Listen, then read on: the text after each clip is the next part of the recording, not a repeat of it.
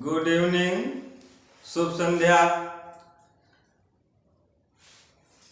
बच्चों, आप सभी का अपने YouTube चैनल हिंदी ज्ञान दर्पण 256 में बहुत बहुत स्वागत है। आज हम लोग कक्षा 10 हिंदी काव्य से तुलसीदास जी द्वारा रचित कवितावली से वनपथ पर नामक शीर्षक कविता का अध्ययन करेंगे। तो सबसे पहले वनपथ पर नामक जो शीर्षक कविता है वह उसमें सवैया छंद का प्रयोग किया गया है। तो सबसे पहले हम एक एक छंद का सस्वर वाचन करते हैं, फिर हम क्रम से उसकी व्याख्या करते हैं।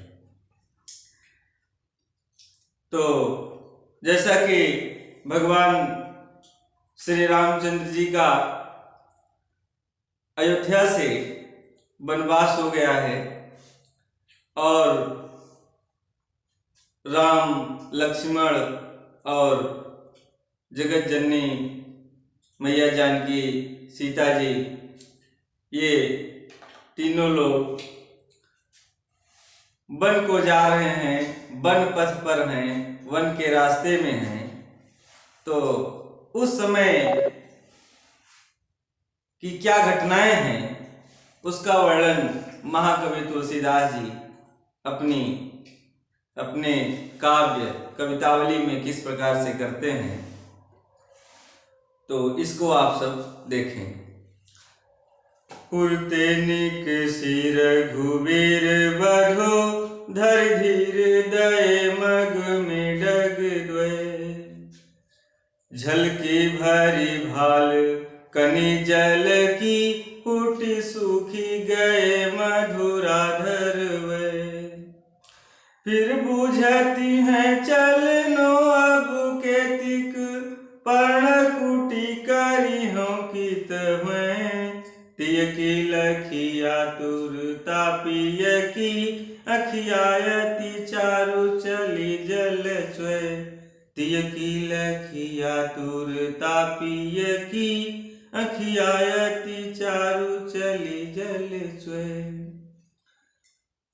महाकवि तुलसीदास जी कहते हैं कि पुर ते निकसी, पुर माने नगर, पुर माने नगर, निकसी माने निकली, रघुवीर वधु, रघुवीर का मतलब भगवान श्री रामचंद्र जी, वधु माने उनकी पत्नी, भगवान श्री रामचंद्र जी की पत्नी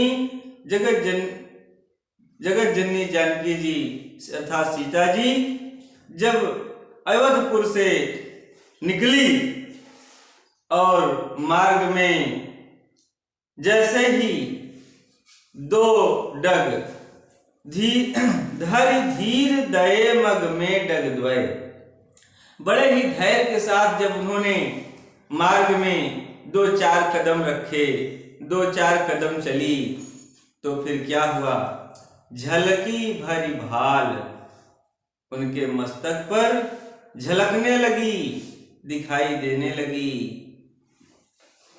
कनी जल की, कनी का मतलब कण, जल माने जल अर्थात पसीना, तो उनके मस्तक पर पसीने की बूंदें दिखाई देने लगी।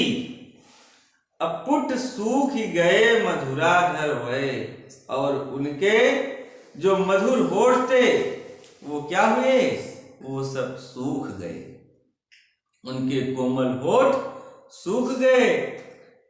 फिर बूझती हैं, फिर जब सीता जी को थोड़ी दूर चलने पर ही थकान का अनुभव होने लगा, तो उन्होंने अपने स्वामी भगवान श्री रामचंद्र जी से पूछा, क्या पूछा कि चलनो अब केतिक, अभी कितना चलना है, अभी कितना चलना है। पर्ण कुटी करिहों कि तो हैं, हम अपनी पर्ण कुटिया कहाँ बनाएंगे, हम कहाँ निवास करेंगे, हम कहाँ ठहरेंगे। यह बात माता सीता जी ने अपने स्वामी भगवान श्री रामचंद्र जी से कही। तो तिय की लख आतुरता, तिय माने पत्नी, आतुरता उनकी आकुलता, उनकी व्याकुलता को देख करके, अपनी पत्नी सीता जी की व्याकुलता को देख करके भगवान श्री रामचंद्र जी की क्या दशा हुई, उसका उल्लेख महाकवि तुलसीदास जी करते हैं कवितावली में कि अखिया अतिचारु चली जलचोय, उनकी आंखों से आंसू की धारा बह निकली, उनके आंखों से आंसू निकलने लगे अपनी पत्नी सीता जी के कष्ट को देख करके। उनकी मेहनत के कारण जो उन्हें थकन महसूस हुई, उस पीड़ा को महसूस करते हुए उनके आंखों से आंसू की धार बह चली। आगे देखें आप दूसरा छंद। जल को गए लखन है लरिका, परिखो पिय छाह घरी के हुए ठाढ़े। जल को गए लखन है लरिका, परिखो पिय छाह घरी के हुए ठाढ़े। पोछी पसेऊ बयारी करो, अरु पाय पखारी हो भूभूरी डाढ़े। तुलसी रघुबीर प्रियाश्रम जानी के, बैठी बिलम्बल कंटक काढ़े। जानकी नाह को नेह लख्यो, पुल को तनु बारी बिलोचन बाढ़े। जानकी नाह को नेह लख्यो, पुल को तनु बारी बिलोचन बाढ़े। तो यहाँ पर जब माता सीता जी रास्ते में जैसे ही 2 कदम चली तो उनको अत्यधिक थकान का अनुभव हुआ और फिर वह भगवान श्री रामचंद्र जी से पूछने लगी कि हम कुटिया कहाँ बनाएंगे। और उनकी पीड़ा को, उनके कष्ट को देख करके भगवान श्री रामचंद्र जी के आंखों में आंसू छलछलाए। तो उसके बाद क्या हुआ कि जल को गए लखन है लरिका। माता सीता जी भगवान श्री रामचंद्र जी से कहती हैं कि जल को गए लखन, लखन का मतलब यहां है लखनलाल जी।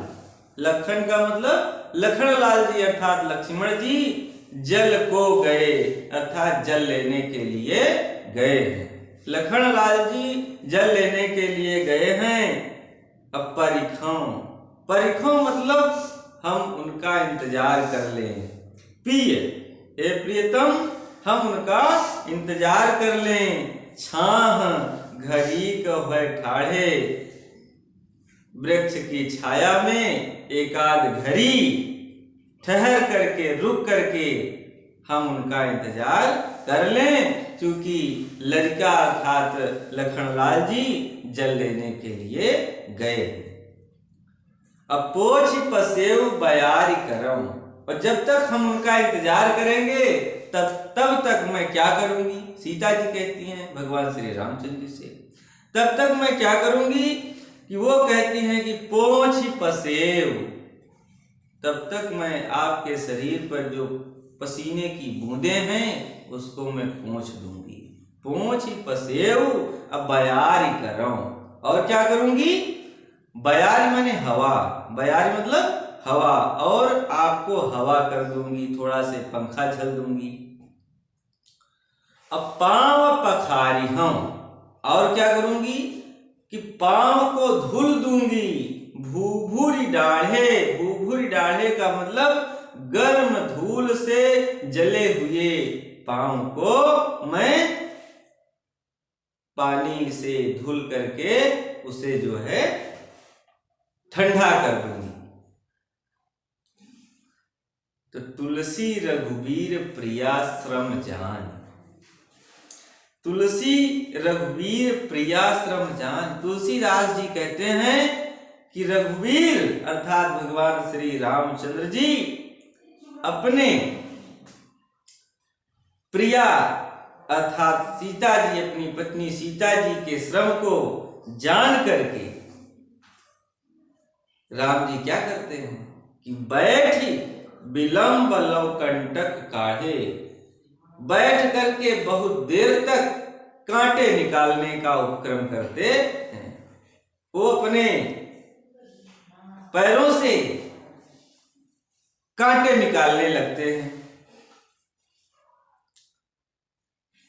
तो जब वो अपने पैरों से कांटे निकालने लगते हैं तो माता सीता जी को यह आभास हो जाता है कि हमारे स्वामी हमसे कितना नेह, हमसे कितना प्रेम करते हैं, जो हमारे कष्ट को समझते हुए वह बैठ करके कांटे निकालने का झूठा मूठा उपक्रम कर रहे हैं।